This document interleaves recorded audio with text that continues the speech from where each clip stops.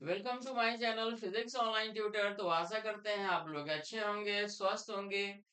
तो हमारी जो क्लासेस होती है क्लास 9th के लिए, क्लास 10th के लिए, क्लास 11th के लिए, क्लास 12th के लिए, आईआईटी की क्लासेस होती है, नीट की क्लासेस होती है, फिजिक्स ओलंपियाड की क्लासेस होती है, सीबीएसई बोर्ड, आईसीएसई बोर्ड के लिए।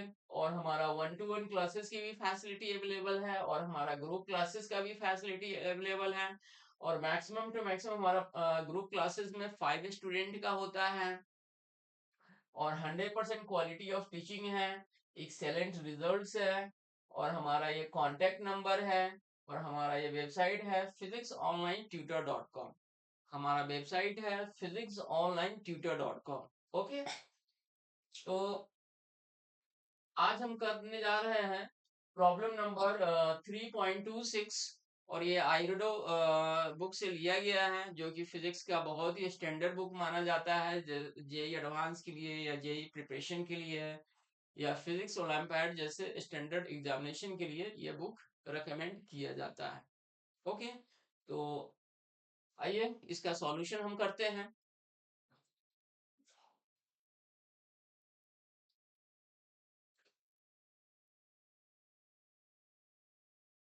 तो सबसे पहले क्वेश्चन को रीड आउट करते हैं। तो क्वेश्चन क्या कह रहा है कि एक सिस्टम है, system consist of A ball. ठीक है, बॉल का बना हुआ है, कंसिस्ट है of radius capital R. Correct है, तो रेडियस इसके कैपिटल आर है। कैरिंग ए स्फेरिकली सिमेट्रिक, ठीक है, स्फेरिकली सिमेट्रिक चार्ज है। करेक्ट है। And the surrounding, okay, space filled with a charge of volume density rho is equal to alpha upon small r। Correct है। And where alpha is constant, alpha क्या है यहाँ पर, constant है। And small r is the distance from the centre of the ball. Correct है। तो small are जो है वो डिस्टेंस दिया गया है from the centre of the ball. Question में कह रहा है find the ball charge.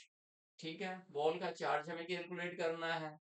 at which the magnitude of the electric field strength vector is independent of a small r outside the ball। Ball से जो है हमारा जो distance है, मतलब बाहर जो है वो हमारा उसके क्या है, इंडिपेंडेंट है। करेक्ट है।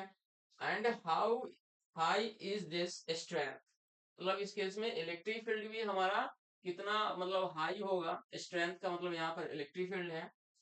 ओके।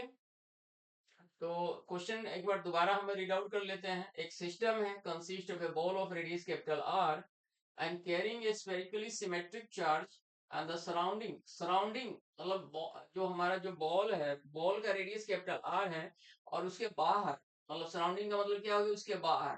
तो बाहर का जो है हमारा वो स्पेस फील्ड है with charge of volume density rho is equal to alpha upon are.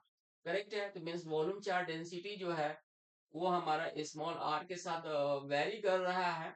और ये वेरी कर रहा है तो कहाँ पर कर रहा है, बॉल के सराउंडिंग में। तो बॉल के सराउंडिंग का मतलब क्या हुआ, बॉल से बाहर हो गया। और मीन्स बॉल से बाहर हो गया तो और बॉल के अंदर में हमारा क्या है, means ball of radius capital R है और ये हमारा स्पेरिकली सिमेट्रिक चार्ज है। तो मीन्स हमारा क्या हो गया कि चार्ज वैल्यू हमारा कांस्टेंट हो गया। तो फाइनली हमारा, अगर हम इसको बॉल बनाते हैं और यहाँ का अगर इस बॉल का रेडियस कैपिटल आर है तो मीन्स इसका जो चार्ज वैल्यू होगा वो हमारा कांस्टेंट होगा। करेक्ट है। तो चार्ज वैल्यू कांस्टेंट होगा तो अगर हम इसका चार्ज क्यू ले लेते हैं तो चार्ज वैल्यू हमारा क्यू हो गया। और अगर बॉल से बाहर, बाहर हमारा कितना है, स्मॉल आर डिस्टेंस है। तो स्मॉल आर डिस्टेंस पर सपोज हमारा ये पी पॉइंट है। करेक्ट है।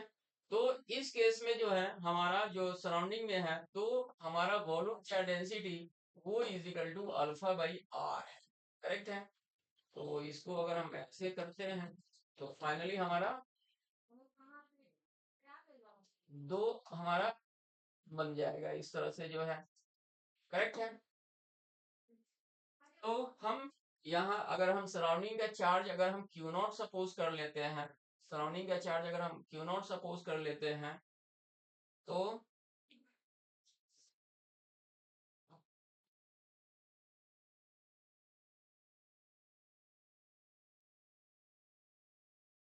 So this is the centre O, और हमारा क्या है, ये हमारा P पॉइंट है, and this is the small r distance, और इसका रेडियस हमारा क्या है, कैपिटल R है, और इसका चार्ज Q है।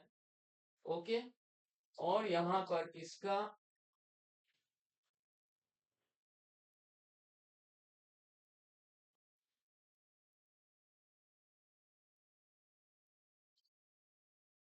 जो है हमने चार्ज Q0 मान लिया, करेक्ट है। तो हम यहाँ पर क्या करेंगे, एजम्पशन करेंगे कि सपोज दैट हमारा एक होलो स्फीयर है, इन साइड में हमारा एक होलो स्फीयर है, करेक्ट है, होलो स्फीयर है, और जिसका रेडियस हमने सपोज कर लिया कि जो हमारा rho is equal to alpha by are है, तो इसके हिसाब से हम वेरिएशन सपोज करेंगे। तो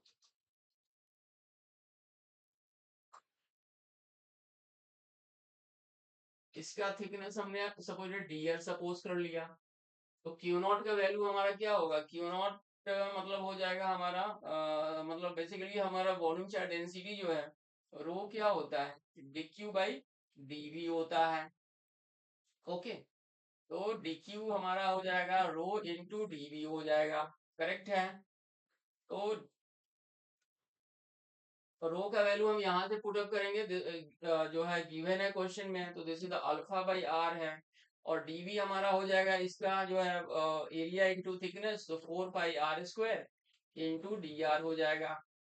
ओके, अब इसको हम क्या करेंगे, इंटीग्रेट करेंगे तो हमने इसका चार्ज क्या माना है, जो सराउंडिंग का चार्ज है वो Q0 मानना है, तो 0 to Q0 हो जाएगा, और हमारा रेडियस वैल्यू क्या हो जाएगा, रेडियस हमारा कैपिटल आर से मतलब बेसिकली हमारा सराउंडिंग है, तो capital R to small R हो जाएगा। ओके, तो यहाँ से हमारा डी क्यू का इंटीग्रेशन क्यू एंड ये हमारा फाइनली Q0 हो जाएगा, तो एक आर से आर कैंसिल हो जाएगा, तो यहाँ पर जो कांस्टेंट टर्म है 4 पाई अल्फा ये हमारा बाहर निकल जाएगा, और अंदर में क्या बचेगा, R D R, capital R to small R, क्योंकि सराउंडिंग हमारा कैपिटल आर, क्योंकि यहाँ तक हमारा क्या है, कैपिटल आर है, तो यहाँ से हमारा ये सराउंडिंग का लेना है, तो डिस्टेंस हमारा स्मॉल आर हो जाएगा। अब इसको सॉल्व करते हैं, तो 4 pi alpha r² by 2 and this is capital R to small R, तो फाइनली हो जाएगा 4 पाई अल्फा, और ये 2 बाहर आ जाएगा, तो हमारा बचेगा अंदर में small r² minus capital R², 2 से ये कैंसिल हो जाएगा, तो हमारा Q0 कितना हो जाएगा, Q0 हो जाएगा 2 pi alpha. Okay, 2 pi alpha, और इनटू हो जाएगा हमारा R² माइनस कैपिटल R² हो जाएगा, ये हमारा Q0 हो गया। अब हम यहाँ पर लगाते हैं Gauss's theorem, so by using the Gauss's theorem, Gauss's theorem, तो गॉसेस थ्योरम क्या कहता है, total electric flux, total electric flux हो जाएगा हमारा E इंटू 4 पाई r², और हमारा क्या है, मतलब चार्ज पॉजिटिवली चार्ज डिस्ट्रीब्यूटेड है, तो मींस इलेक्ट्रिक फील्ड इंटेंसिटी भी आउटवर्ड एंड एरिया वेक्टर भी क्या होगा, आउटवर्ड डायरेक्शन में हो जाएगा। तो area vector means basically area ही होता है, and this is equal to हमारा हो जाएगा Q net upon absolute not.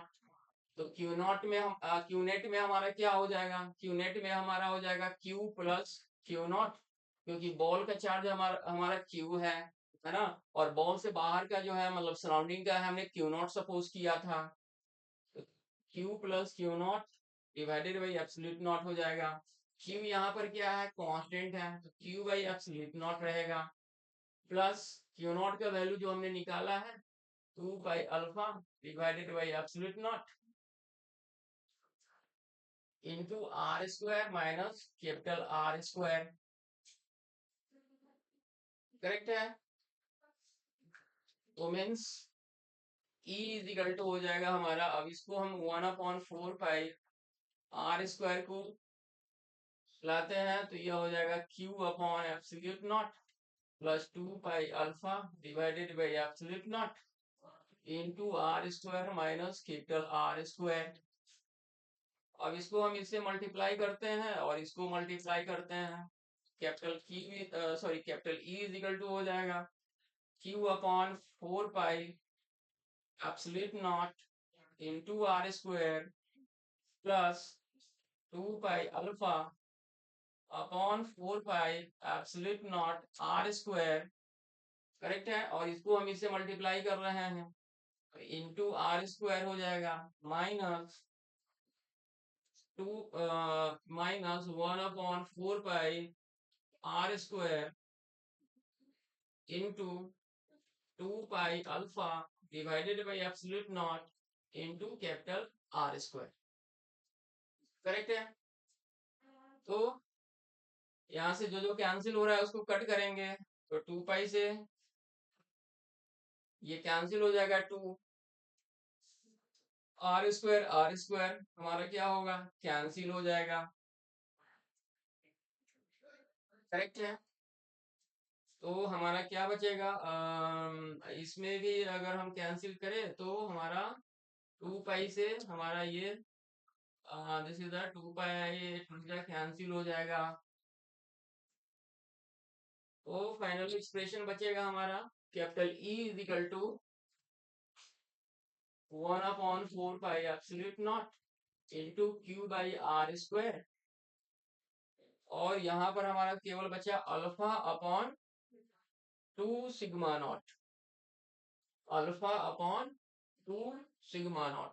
Correct है। तो यहाँ पर हो जाएगा हमारा plus alpha upon 2 absolute naught minus minus हो जाएगा हमारा R square upon 2 absolute naught R square हो जाएगा। करेक्ट है। तो इसमें क्या करेंगे हम इस क्वेश्चन के अनुसार जो है 1/r² की वैल्यू को निग्लेक्ट करेंगे और इसकी वैल्यू को भी निग्लेक्ट करेंगे। करेक्ट है। तो फाइनली इलेक्ट्रिक फील्ड जो स्ट्रेंथ आएगा मीन्स इलेक्ट्रिक फील्ड इंटेंसिटी जो आएगा वो हमारा अल्फा अपॉन 2 एप्सिलॉन नॉट आ गया। ये हमारा ये कैलकुलेट हो गया। और दूसरा हमारा ये सराउंडिंग का चार्ज कैलकुलेट हो गया। और अगर हम टोटल चार्ज अगर हम कैलकुलेट करते हैं टोटल चार्ज तो is equal to Q plus Q naught हो जाएगा। और इस क्यू नॉट की वैल्यू हम यहाँ पर पुट कर देंगे तो हमारा कैलकुलेट हो जाएगा। Okay. So I hope so आप लोगों को समझ में आ गया होगा। Thank you so much. अगर कोई डाउट है तो प्लीज आस्क मी या कमेंट मी।